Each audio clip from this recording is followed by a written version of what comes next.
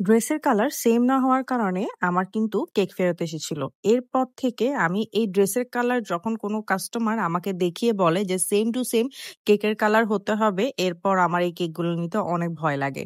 যখন প্রথম বেকিং আমি শিখেছি, যখন প্রথম আমি অর্ডার নিচ্ছিলাম, তখন একটা কাস্টমার আমাকে ড্রেসের কালার পিকচার দিয়ে বলেছিল সেম এই কালারের মধ্যে উনার মেয়ের জন্য একটা বার্থডে কেক করে দিতে। তো তখন আসলে অনেক দেখা যায় না, অনেক ড্রেসের কালার পিকচারের মধ্যে বা ক্যামেরার মধ্যে একদম পারফেক্ট আসে না। তো আমার কাছে যেটা লেগেছে আমি সেম কালারই করে দিয়েছিলাম, কিন্তু কাস্টমারের কাছে সেই কালারটা উনার ড্রেসের কালার লাগেনি, যার কারণে উনি তখন হচ্ছে সেই কেকটা ফেরত দিয়েছিল। এরপর থেকে কোনো কাস্টমার যদি আমাকে বলে যে ড্রেসের কালারের সাথে ম্যাচ করে আমাকে কেক করে দিবেন, তখন কিন্তু ওই কেকটা আমার নিতেই ভয় লাগে। সেম এই কেকের ক্ষেত্রেও কাস্টমার উনার মেয়ের লেহেঙ্গার ছবি পাঠিয়ে বা গাউনের ছবি পাঠিয়ে আমাকে বলেছে যে, "আমার মেয়ের ড্রেসের কালার এটা। আপনি চেষ্টা করবেন হোয়াইট এর সাথে এই কম্বিনেশনটা রেখে কেকের কালারটা করে দেওয়ার জন্য।" তো যখনই এরকম আসে আমার সেই আগের কথাটা মনে পড়ে যায় যে, কিভাবে আমার কেকটা ফেরত এসেছিল শুধুমাত্র একটা কালার চেঞ্জ এর কারণে। তাও সেটা ১৯-২০ ছিল কালারটা। এমন না যে একদম ফুল চেঞ্জ ছিল। সেজন্য এই টাইপের কেকের কালারগুলো করতে আমার খুবই ভয় লাগে। তো কাস্টমার আপুকে আমি বলেছি যে, "আপু, একদম কখনো পিকচারের মধ্যে ড্রেসের কালারটা সেম টু সেম বোঝা যায় না। আমরা চেষ্টা করব সেম দেয়ার, কিন্তু আপনার ড্রেসের সাথে কখনো কেকের ক্রিমের কালারের ম্যাচ নাও হতে পারে।" সেটাও আমরা বলে দিই। কারণ ওই ভুলটা থেকে আসলে এই শিক্ষাটা আমার নেয়া।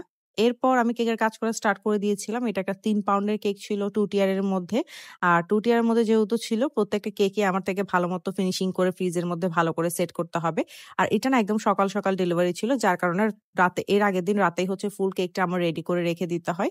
সেজন্য পুরো রাত হচ্ছে আমি এই কেকের কাজটা মোটামুটি শেষ করে ফেলি, যাতে করে সকালে উঠে আমার আর কোন রকমের কাজ করতে না হয়। আর এটা ছিল সেই ড্রেসের কালারটা। আপনারাও ছবিতে দেখে মনে হচ্ছে না যে নরমাল একটা পিঙ্ক কালার। এটা আসলে নরমাল একটা পিঙ্ক কালার ছিল না। এটা আসলে পিঙ্ক অ্যান্ড পার্পল এর কম্বিনেশন এর মধ্যে কালারটা ছিল। যেটাকে আসলে আমরা অনিয়ন কালার বলে থাকি বা লাইট অনিয়ন কালার বলে থাকি। আসলে লেহেঙ্গার কালারটা বা গাউনের কালার যেটা ছিল, ওটা একটু পার্পল ও ছিল, আবার একটু পিঙ্ক টাইপেরও লাগছিল। সেজন্য পিঙ্ক আর পার্পল দোনোটাকে ম্যাচ করে আমি দিয়েছি। কিন্তু কালারটা একদমই ভিডিওর মধ্যে বোঝা যাচ্ছে না। অনেকের হয়তো লাগতে পারে এটা তো সামান্য একটা পিঙ্ক কালার। আসলে এটা সামান্য পিঙ্ক কালার না। এটার মধ্যে পার্পল অ্যান্ড পিঙ্ক দোনোটা ম্যাচ করেই হচ্ছে দেয়া হয়েছে।